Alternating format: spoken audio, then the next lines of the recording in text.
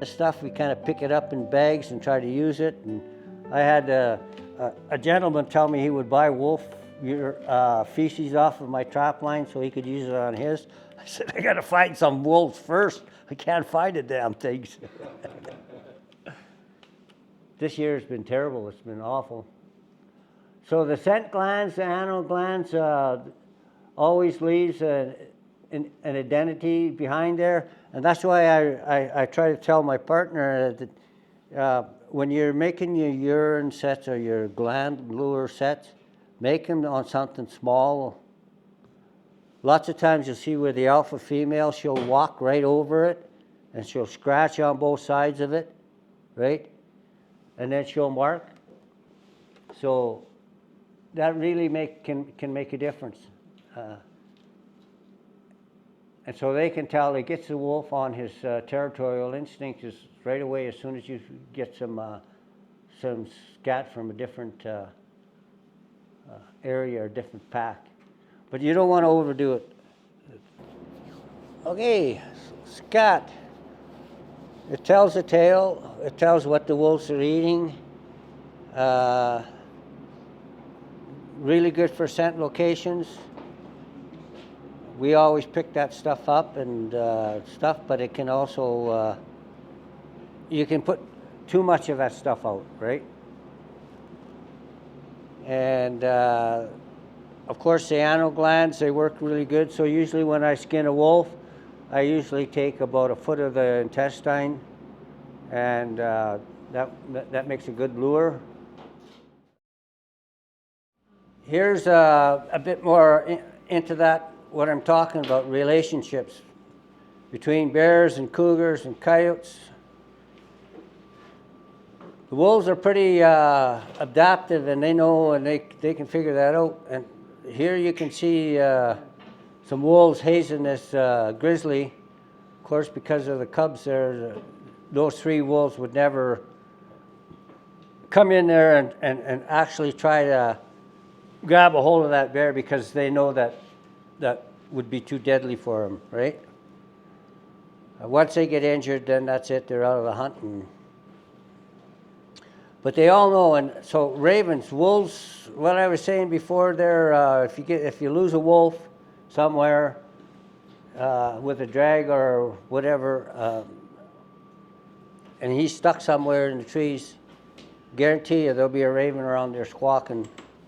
You'll be able to find them. So wolves will know each and all individuals in their territory, whether it's a wolf, a cougar, black bear, grizzly bear, whichever it is. All these here animals will work together or fight.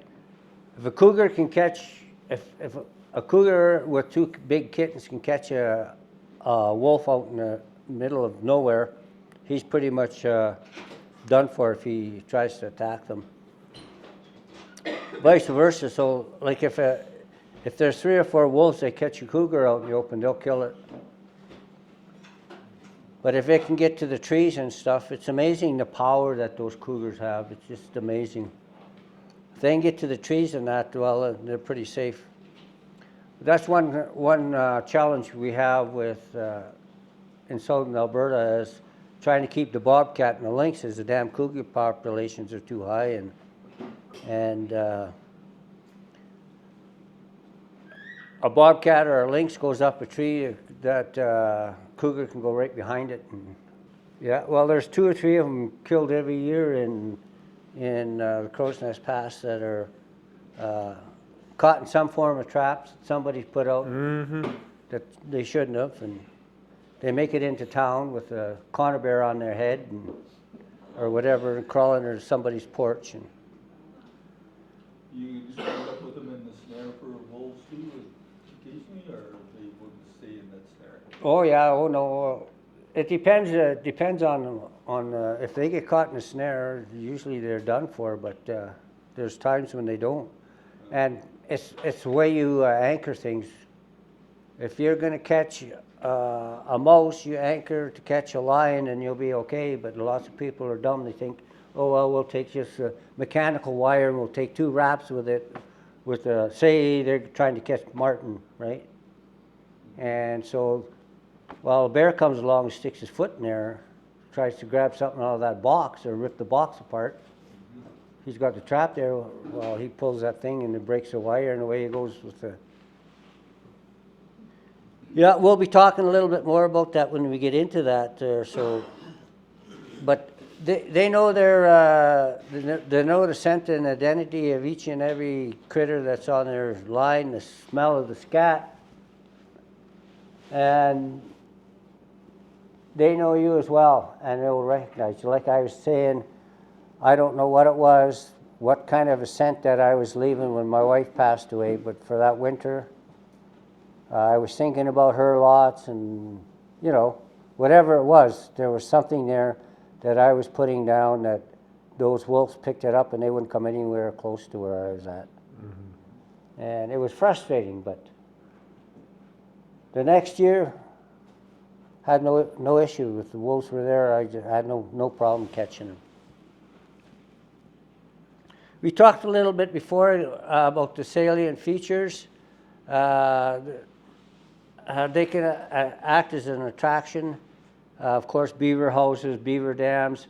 I've fallen, so if some of you guys have a creek that's close to where you've had an issue with wolves going into your bait station and being able to snare them, follow a log across the creek, put a couple of snares on that log. Use a fence staple them. Once they start on that log, they're committed, and you'll catch them. They'll fall in the water, and the belly's cool. They don't turn green, and it's a win-win, right? Another big one too, Ken mentioned earlier, with wolves in particular, like trapping in general, squirrel middens are really big. But if you find the really big, like old superstructure, like been there decades, squirrel midden. Does everyone know what a squirrel midden is, what I'm talking about? Does anybody not know what I'm talking about? Squirrel what? Midden. So that's where, squirrels, they're going to collect cones all fall. Late summer, fall, they're collecting cones and they're burying them underground, under the base roots of a bunch of spruce trees or pine trees, whatever, right? Some sort of coniferous. Then throughout the winter, they're going to run down to that food cache, go under the hole, grab one, then quickly run right back up the tree where it's safe and eat the seeds. All the shells fall off the cone while they're eating the seeds. The result is a big mound of shells on the ground. Shells and pine cones. And shells from pine or spruce cones or whatever the coniferous is. But you can get, like in established areas, no joke, middens the size of this garage, just spread out everywhere. Those, especially during cold snaps and that, like Ken mentioned earlier this morning, those are bedding areas for all kinds of big animals, but they're mega structures for just critters throughout the year, all the time. They're just good places to know about. They're amazing places to foothold them any time of year. It's a great place to just bed in, a foothold easily. But it's an attractor for all kinds of different animals. So it's a place where you can be really efficient with your time, because there's a lot of opportunity to catch a lot of different creatures around those sites. And they're often overlooked. Yeah, and so that's like when we mention quite often combination. So a beaver dam and some trails that go up there where there might be an old kill, or there might have been something fall on the ice and go through the ice, like I was saying about my partners. Cows got excited, the wolves were in that area and they ran out onto the ice and they fell through the ice, and that was it, in beaver dam. So I've actually seen near a den site where there's old, like really old oil cans that say BA on the old oil cans. And the pups, you can see because of the teeth marks, the pups were chewing on the cans. And so that area, there's all kinds of fine bones, and it's not far from the den site. And so there's a good place to go between and a few trails in there. So you can have a trail from here to that fridge and not a tree on it, and you can put an anchor in the ground and use a number 9 wire and hang a snare on there and catch something. Mm-hmm. You know, like you just don't, it doesn't have to be always in the trees. Probably one of my favorite go-to finds for setting for wolves specifically is bear rubs on trees. You betcha. Wherever they're doing their scratching and rubbing and all that, like just, it's like a guarantee that if the wolves are even remotely coming through the area, they're gonna check out that tree. Just like this here, right? Yeah. Bears and wolves. There's a whole array of things that will get all kinds of like animals coming by and checking things out, and you can just play with it. But it's important to remember that those things have different responses with different animals, pending the geographical area you're in, you know, the quality of food. You know, is this an area that allows for them to be pretty curious, or is it a pretty ruthless area where curiosity tends to kill you more often than not? Like there's factors that come into playing with different smells and things like that. So that's a world unto itself, but it's just important that what worked for one person in one area doesn't necessarily work for you and yours. You want to really try to dive deep into those little sort of anecdotal tricks, because they don't always necessarily apply to you. Did you like this video? If you did, I think you're gonna like this one right over here. So check it out.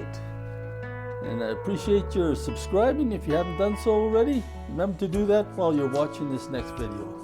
Click like, it all helps us out for this channel. Catch you next time.